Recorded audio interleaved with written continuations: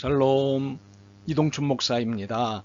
오늘도 여러분의 삶이 주님의 평안으로 가득하시길 기원하며 하나님의 말씀을 나누겠습니다. 오늘 주시는 말씀은 다니엘 6장 10절 말씀입니다. 다니엘이 이 조서에 왕의 도장이 찍힌 것을 알고도 자기 집에 돌아가서는 윗방에 올라가 예루살렘으로 향한 창문을 열고 전에 하던 대로 하루 3번씩 무릎을 꿇고 기도하며 그의 하나님께 감사하였더라. 아멘. 다니엘 6장 10절 말씀을 본문으로 기적을 낳는 감사라는 제목으로 말씀을 나누도록 하겠습니다. 어떤 사람이 길을 가다가 그만 똥을 밟았습니다. 그런데 이 사람 입에서 에이 엑스발 대신 어휴 그 위에 넘어지지 않아 다행이네 라는 말이 나왔습니다. 이 사람 괜찮죠? 어떤 사람이 자기 신호의 횡단보도를 건너다가 부주의한 차에 의해 큰 사고를 당했습니다. 그만 2다리를 못 쓰게 되었습니다. 운전자가 찾아와 사죄를 합니다. 그러자 이 사람이 이렇게 말합니다. 나도 운이 없었지만 당신도 어지간히 운이 없구려. 기방 다친 걸 어떻게 합니까? 서로 최선을 다해 봅시다. 우와, 이 사람 정말 대단하지 않습니까? 어떤 사람이 불의의 사고로 죽은 자식의 시신을 부둥켜 안고 이렇게 외칩니다. 오 하나님, 어떻게 이런 일이 제게 일어날 수 있단 말입니까? 그리고는 이런 고백을 합니다. 하나님, 다 이유가 있으신 거죠. 제 안에 당신을 향한 불평이 감사가 되게 도와주세요. 이 사람은 너무너무 정말 대단하죠. 한 사람을 더 소개하겠습니다. 이 사람은 포로로 잡혀온 사람이었습니다. 그런데 이 사람의 영특함이 왕의 눈에 띄어 왕의 총애를 받게 되었습니다. 왕 다음에 2인자인 자리에 앉게 되었습니다. 이런 총애는 왕이 2번이나 바뀌었지만 여전했습니다. 그러나 외국인이요 포로인 주제에 자국인들을 물리치고 왕의 총애가 계속되자 이 꼴을 자국인들이 더 이상 볼 수가 없었습니다. 그래서 꾸민 음모가 그의 종교 생활에 시비를 걸어 축출의 빌미를 만드는 것이었습니다. 이 사람은 하루에 3번씩 무릎을 꿇고 조국을 향해 기도하는 것을 원칙으로 살았습니다. 바로 이것에 시비를 거는 음모를 꾸몄습니다.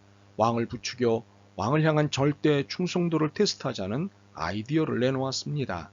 30일간의 기간을 정해놓고 이 기간 동안에는 이유를 불문하고 왕에게만 절하고 이를 어길 시엔 누가 됐던 간에 사자굴에 던져놓기로 하는 법령을 반포하는 것이었습니다. 이것은 누가 봐도 이 사람이 걸려들 수밖에 없는 한이었습니다. 왕은 간신배들에 둘러싸여 그 제안에 도장을 찍었고 이 음모를 세운 무리들의 미소는 더욱 음흉해졌습니다. 그런데 이 사람은 이 법령이 자신을 향한 올감이라는 사실을 알았습니다. 그렇지만 늘 하던 일을 계속했습니다. 집으로 돌아가면 늘 하던 대로 윗방에 올라가 고향을 향해 무릎을 꿇고 기도했습니다. 그것도 창문을 활짝 열어놓고 오 하나님 감사합니다를 연발하였습니다. 여러분의 눈에 이 사람은 미친 사람입니까?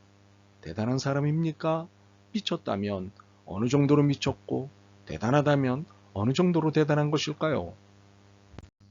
이 사람은 다니엘입니다.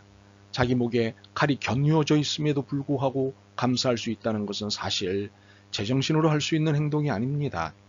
하나님께 미치지 않으면 이 행동은 할 수 없습니다. 표현이 좀 과격했나요? 그러나 하나님의 사랑과 은혜가 얼마나 큰지를 경험한 사람일수록 감사의 폭과 너비가 달라집니다. 다니엘은 하나님의 은혜와 사랑을 절절하게 경험한 사람입니다. 포로라는 극한 상황에서 대국의 2인자가 되게 해주신 은혜는 말로는 다 표현할 수 없는 큰 은혜입니다. 그러니 감사하지 않는다면 이는 잘못된 것이지요. 우리는 어떻습니까? 다니엘이 아니기 때문에 감사를 할 수 없다고요? 다니엘이 감사를 하며 살 수 있었던 것은 큰 은혜와 사랑이라는 혜택을 받았기 때문이라고요? 여러분도 다니엘과 같은 은혜를 받는다면 그보다 더한 감사를 하며 살 것이라고요? 만약 제가 여러분에게 던진 질문에 긍정을 하신다면 여러분은 2종류의 사기 행각을 하고 있는 것입니다. 여러분이 다니엘과 같은 은혜를 받기 원한다면 다니엘처럼 포로가 되는 것부터 시작해야 되기 때문입니다. 그리고 포로로서 겪는 각종 고난을 동일하게 당해야 합니다. 이인자의 자리를 위협하는 많은 무리들을 상대로 험한 갈등을 견뎌내야 합니다. 참으로 이인자의 자리는 그에 상응하는 대가를 치른 은혜입니다. 자, 여러분도 이 모든 일을 겪고 얻는 은혜를 원하십니까? 상응하는 대가를 치르지 않고 단순히 은혜라는 열매만을 갖기 원한다면 이는 일종의 사기 행각입니다. 또 한 종류의 사기 행각은 다니엘과 같은 고난의 과정에 생략된 상태에서 은혜를 입었다고 할 때 보일 반응입니다. 누가복음 17장 11절로부터 19절에 보면 한센병자 10명이 예수님께 깨끗함을 받게 됩니다. 그런데 이 귀한 은혜를 받고도 감사한 사람은 단 한 명밖에 없었다는 것입니다. 그것도 이방인인 사마리아 사람뿐이었습니다. 참으로 고약한 사람들이지 않습니까? 그런데 이것이 현실이요. 이것이 우리의 모습입니다. 통계적으로 10분의 1이 감사하고 살 따름입니다. 여러분은 어떻습니까? 다니엘처럼 목에 칼이 들어와도 제대로 감사하며 살 수 있습니까? 여러분의 목소리가 잘 안 들리는군요. 참으로 신앙을 지키기 위해 목숨까지 내놓고 감사하는 다니엘의 감사는 순교적 감사이며 감사의 최고봉입니다. 그래서 과연 내가 다니엘과 같이 감사하며 살 수 있을까 하는 두려움이 생깁니다. 그러나 꼭 은혜를 받아야 감사할 수 있고 기적을 만나야 감사하게 되나요? 오히려 감사를 해야 은혜가 임하고 감사를 하게 될 때 기적을 만난다는 사실은 모르시나요? 오병이어의 기적을 기억해 보죠. 예수님의 손에 쥐어진 것은 한 어린아이가 자기 도시락으로 준비해온 보리떡 5덩어리와 마른 물고기 2마리뿐이었습니다. 이것으로 5,000명이 넘는 사람을 먹인다는 것은 제정신을 갖고는 생각할 수 있지 않습니다. 그런데 기적이 일어났습니다. 5,000명이 넘는 사람들이 배불리 먹고도 12광조리에 남는 기적이 일어났습니다. 어떻게 이런 일이 일어날 수 있었을까요? 그것은 감사 기도를 드릴 때 일어났던 것입니다. 참으로 감사는 기적을 낳습니다.